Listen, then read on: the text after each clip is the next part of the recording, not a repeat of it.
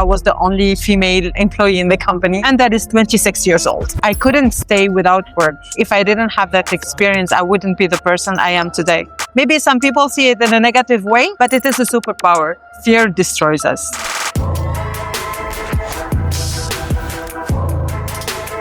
Well, I feel great.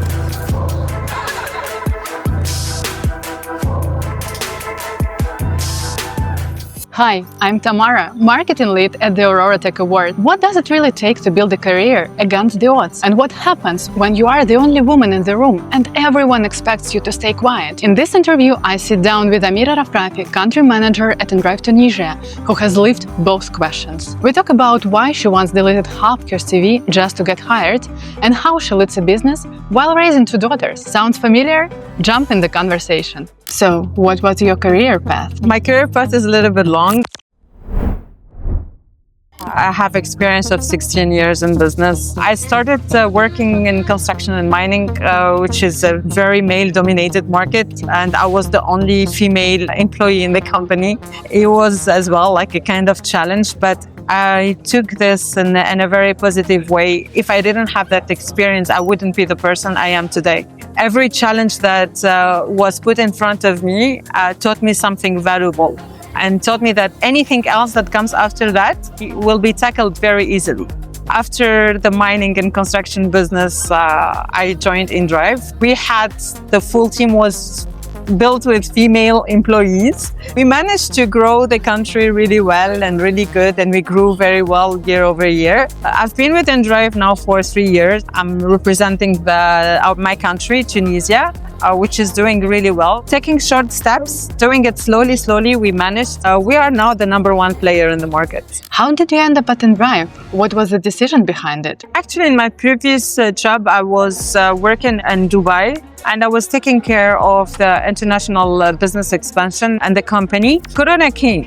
The pandemic made in a way that there was nothing done in construction. Everything was put on hold. I don't think that it's only in construction, of course, that it is like happening in all the other sectors and businesses as well. We were faced in a situation that no projects are being conducted. Business stopped completely. You couldn't really afford to stay in Dubai without a job for a long time, and we didn't know when the pandemic is going to get over. So I went back home to my home country, Tunisia, and then I stayed a little bit unfocused, not knowing what I have to do, because I spent 12 years in Dubai working there with no previous experience in the Tunisian market. It was stressful for me at the beginning, not knowing what I have to do. And wherever I applied, they used to tell me that I'm overqualified for any position. And then I started removing some of my experiences from the CV and sending it everywhere. And by luck, I found inDrive. The position wasn't something that I was looking for, but I couldn't stay without work. I accepted the position and I started working, knowing that I will not stay there, knowing that I will make my way up the ladder. And after 1 year only, I got promoted. And a year after that, I got promoted again, which is considered faster than any transition in other companies. This is how I got to work in inDrive, and for me, it's a pretty much new industry. I've never worked in high tech before. It was a good opportunity to start from the beginning. You would know each and every detail. It served me a lot. So now where I am, I understand what everyone does. If I started in a different position, maybe I wouldn't have the overview that I have right now, which is really amazing for me. And even if I took another position at that time, I would have asked to work in all the other positions to understand how things are moving. You have to put yourself in every person's shoe to know their problems and know their needs and know what needs to be done and not what needs to be corrected. So this is my story with inDrive. What challenges do you face as a female business leader? To be honest with you, right now, personally, I don't face any challenges. Maybe there are challenges that I don't see as challenges anymore. I don't consider myself any different from male leaders or male employees. I see every treatment provided to me or to others is equal. If there is something that it is different, it's either I am doing something wrong or there is a problem with the person that is approaching me. So no challenges. You seem genuinely content. What keeps you that way? I started in a very hard industry. I had to go to mountains and check the material, the rocks and everything with my bare hands. And all around me, I could see only male. There is no woman, and I was really young.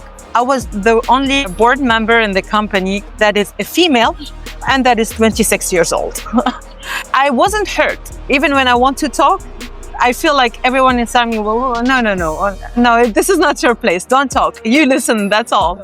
I learned how to listen. I learned when to raise my voice, not just to shout, of course, but to be heard. I learned it hard way and positive way, both. So if you do this for a certain number of years with people that are at least 20 years older than you in experience and in age, then you cannot see anything else as a challenge. You will be ready for anything else. How do you balance family and leadership? I have two beautiful daughters. At the beginning, it wasn't very easy to handle both things at the same time. When you're working, you have to set your priority, number 1, 2, 3, 4, whatever.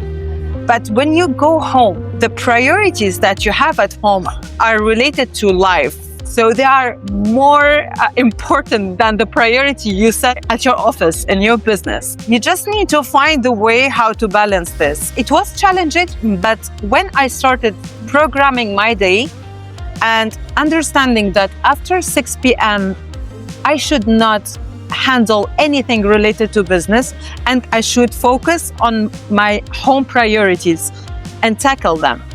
This is how I found the right balance between them. One piece of advice to your younger self, what would it be? Having a family, being a mother, should not really scare you to be successful in business. You are capable of being successful in your house, with your family, with your kids and husband, as well as your business or the place you're working in. You just have to know the difference and priorities. Consider your house as a business as well, with a different strategy. You have to separate between them. We as a woman, we are naturally multitaskers. Maybe some people see it in a negative way, but it is a superpower. We are capable of doing everything at the same time, and we will succeed. It's fine. I mean, you can be scared. Okay, sometimes you're shy to go and dance. If you go and dance and be shy, you'll be successful. You do it the first time, the second time, and then it will be very naturally coming to you, and you will not feel like either overwhelmed or stressed. What's your motto for life? Never be scared. Go forward. Fear is not for us. Fear destroys us. That's it.